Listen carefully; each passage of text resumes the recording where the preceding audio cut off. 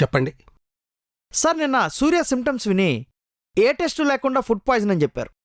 కానీ వేరే డాక్టర్స్ అందరూ చాలా టెస్టులు రాశారు. ఎందుకని? ఈ సోకాల్డ్ డాక్టర్స్కి diagnostics, medical shops, surgicals, hospitals ఇలాంటి ఎన్నో వాటితో ముందే టైఅప్ ఉంటుంది. ఇక తిప్పుతారు, డబ్బులు గుంజుతారు. ఛా, ఈ ఫీల్డ్లో కూడా దోపిడేనా? ఒక మనిషికి ఆకలేసినప్పుడు బిర్యానీ కాకపోతే రాగి సంకటి తినైనా కడుపు నింపుకోగలడు. ఒక పెద్ద కారు కొనుక్కోలేకపోతే చిన్న కారు కొనుక్కునైనా సరిపెట్టుకోగలడు. ప్రతి విషయంలో మనిషి డబ్బు గురించి ఆలోచించి తగ్గగలడు. ఒక్క హెల్త్ విషయంలో తప్ప. ఎందుకంటే భయం. ఇక్కడ డాక్టర్ ఏ టెస్ట్ రాస్తే ఆ టెస్ట్, ఏ మందులు రాస్తే ఆ మందులు, సేవింగ్స్ మొత్తం పెట్టగలరు. డబ్బులు లేకపోతే అప్పు చేసైనా పెట్టగలరు. నెలల తరబడి కోమాలో ఉన్న పేషెంట్ని చూసి కూడా ఏదో ఒక రోజు తన స్పృహలోకి వస్తాడన్న నమ్మకంతో, షోమర్తో బతికే ఛాన్స్ అస్సలు లేకపోయినా కూడా మేబీ సర్జరీ సక్సెస్ అయిపోయి బతికేస్తాడన్న నమ్మకంతో ఇలా ఎన్నో రకాలుగా మనుషుల నమ్మకాల మీద లెక్కలేనంత డబ్బు ఖర్చు పెట్టేది ఒక్క హెల్త్ విషయంలోనే. Today's medical services hardly A social service. It's more of a money making business. So sad doctor. నాకు ఈ మెడిసిన్స్ మీద డౌట్ వచ్చి ఒక్కత్వం మెడిసిన్స్కి వేరే మెడిసిన్స్కి తేడా ఏంటో రిపోర్ట్ చేయమని చెప్పాను. ఆ రిపోర్ట్స్ ఇవేశాం.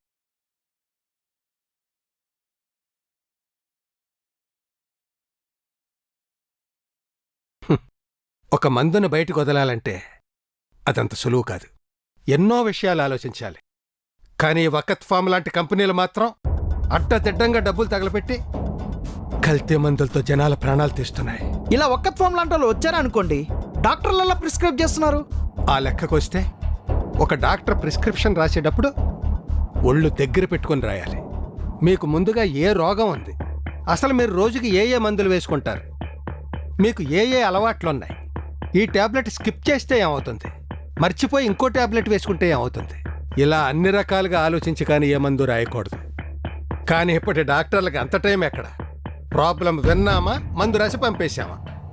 పేషెంట్ నుంచి కన్సల్టేషన్ ఫీజులు, ఇలాంటి వకత్ లాంటి అడ్డమైన కంపెనీల నుంచి లంచాలు. అసలు వీళ్ళు ఏ ధైర్యంతో ఇవన్నీ చేస్తున్నారు? దొరికిపోతారని భయం లేదా?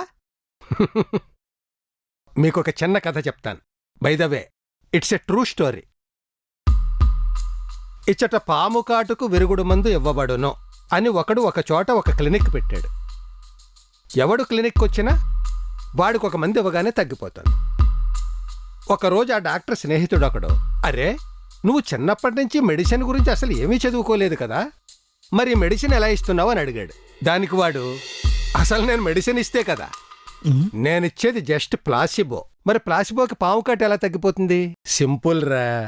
ఇండియాలో 80%కి పైగా నాన్ వెనమస్ స్నేక్సే. సో పాము కాటుకి పోయేవాళ్ళు చాలా తక్కువ %. మరి ఒకవేళ ఎవరైనా చచ్చిపోతే అప్పుడు దొరికిపోతావు కదా అని అడిగాడు. అప్పుడు వాడు టైంకి తీసుకురాలేదు, తీసుకొచ్చి ఉంటే నేను బతికించేసి ఉండేవాడిని అంటాడంట. ఇలా ఉంటుంది వీళ్ళ వ్యాపారం. What the hell. మీకోటి చెప్పనా, మన బాడీలో వచ్చే చాలా వరకు రోగాలు మన బాడీయే హీల్ చేసుకుంటుంది. మెడిసిన్స్ చాలా వరకు అక్కర్లేదు. ఫర్ ఎగ్జాంపుల్, మీకు చెయ్యి విరిగిందనుకో, దానికి కట్టు కడతాం. కట్టు విప్పేసరికి ఫ్రాక్చర్ హీల్ అయిపోతుంది. ఎలా? బాడీ హీలింగ్ పవర్ అలాంటిది. కానీ మనం మందులకు అలవాటు పడిపోయి ఉన్న హెల్త్ని పాడు చేసుకుంటున్నాం. అసలుకైతే జనరల్ ఫిజిషియన్ దగ్గరకు వచ్చే వాళ్ళల్లో మోర్ దాన్ 40%కి ఏ జబ్బు ఉండదు తెలుసా? ఉన్న 4-5 రోజుల్లో తగ్గిపోయేవే. కానీ వాళ్ళకున్న భయం వల్ల వచ్చి మందులు రాయించుకుంటూ ఉంటారు. అవి కూడా ఎలాంటి మందులు? ఇది నేను చెప్పట్లేదు, సర్వే చెప్తోంది.